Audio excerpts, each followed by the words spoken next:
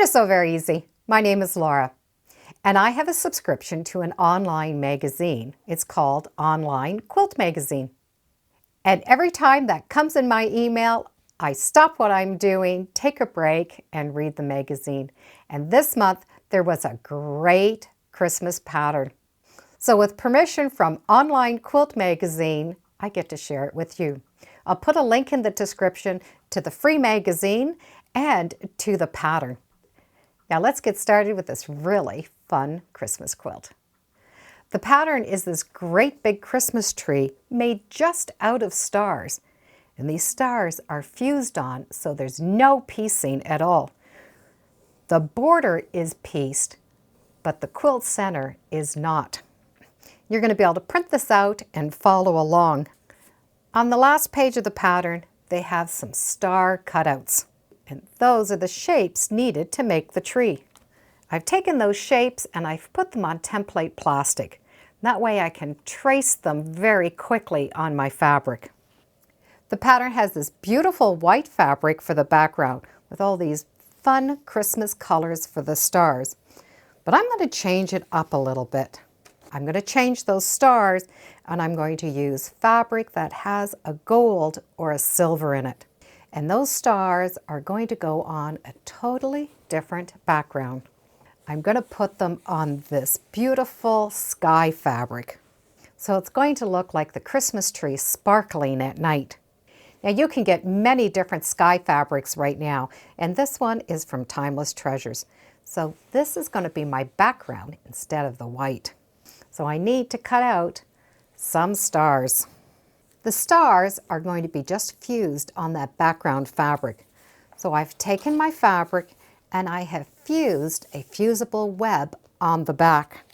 The fusible web that I'm going to be using today is from Quilter Select, and it's called Aplastic.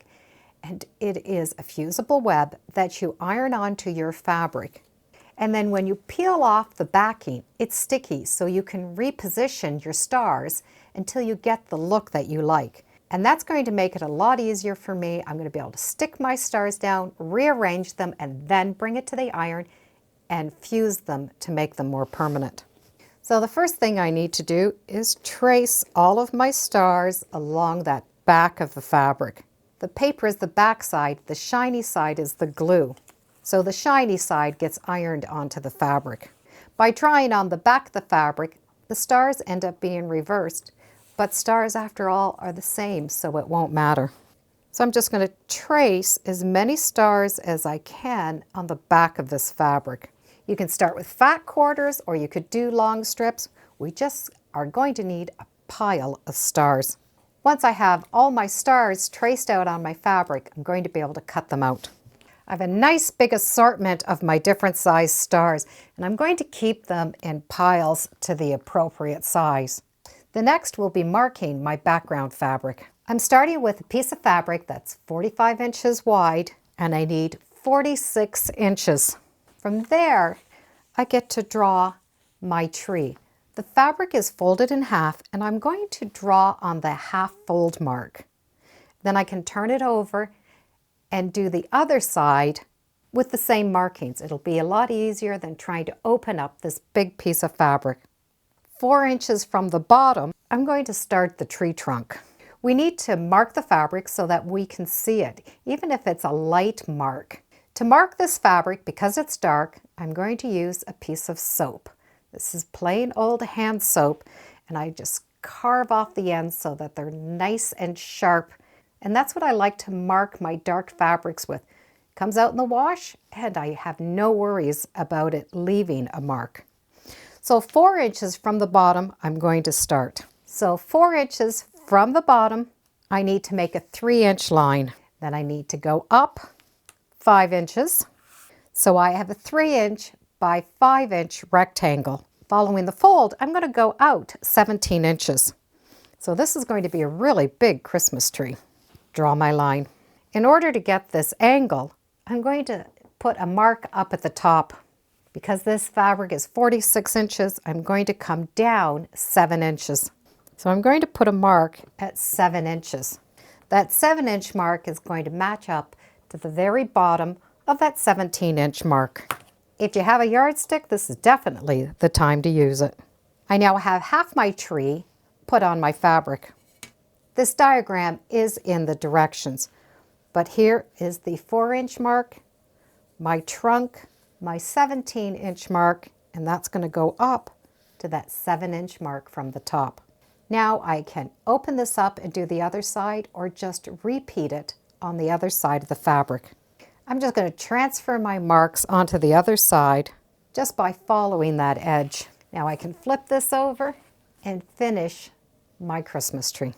When I open this up, I'm going to have a nice big Christmas tree.